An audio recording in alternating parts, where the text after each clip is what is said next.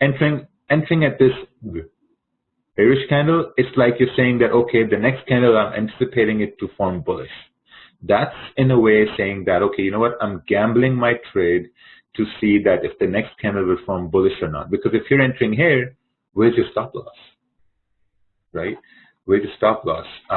You can say that, okay, maybe my stop loss is down over here. And this is a huge stop loss, man. Like, look at this. You have no confirmation. This is a huge stop loss. So you're waiting. Now look what happened, right? You have a bullish candle that formed right over here. And when you look left, you're seeing that, okay, you know what? This is resistance here, and we have a bullish candle. So now probability dictates that since price made a high right here, and then we had a breakout, and then you have a bullish candle formed. So maybe, like, you know, now you can place a condition on your trade and say, okay, you know what, as long as the price stays above the low of this candle, we should be continuing to move up to fill this range. Make sense? And these are the trades that we've taken on Mixer every day, because you're just waiting for price to do something that you want to see, right? So let's see what happens here. Nice. So continuing to move up, right? So now what you're looking at here is, looking at the candles, is that, okay, this candle formed bullish at support. So now even though this candle had a small body, which means that there's less buyers because the body is small, but eventually you have these wicks forming higher lows, right? You have higher lows forming, and look at where this candle closed. This candle closed higher than the previous candle, right? So you have a higher low and you have a higher high, right? So what do you expect for the next candle to do? It's probably going to move up. There we go.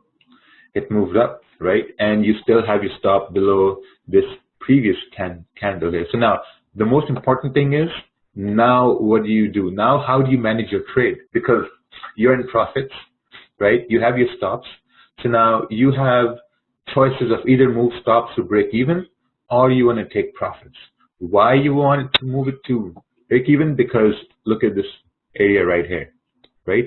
It's approaching this price level where the candle rejected it, right? So now there's a higher chance that the price is going to reject this area, or it's going to play around and continue to move up.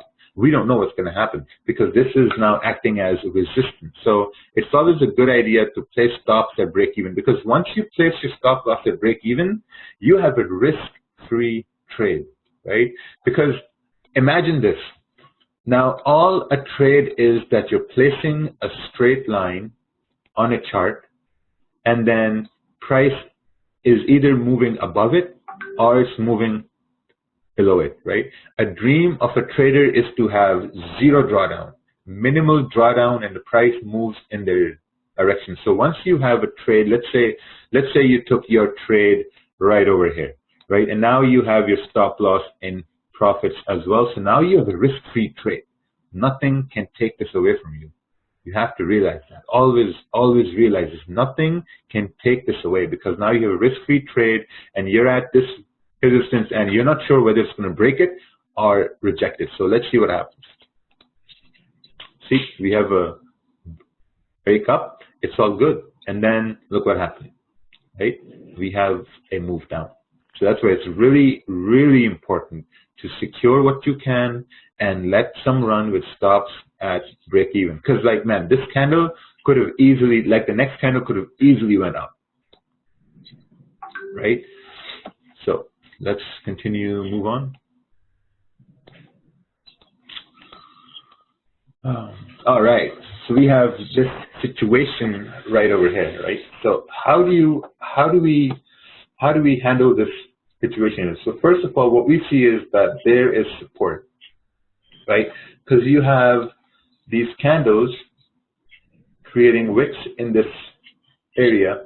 So when you see these wicks, this means that there is some sort of a rejection happening here, right? And when you look at the price to the left, you'll see that, okay, maybe this price or whatever price this is some sort of an important price, because that important price is making candles jump, right? So on the other end of the spectrum, now when you see this bullish candle, Are we anticipating that prices are going to continue moving up from here?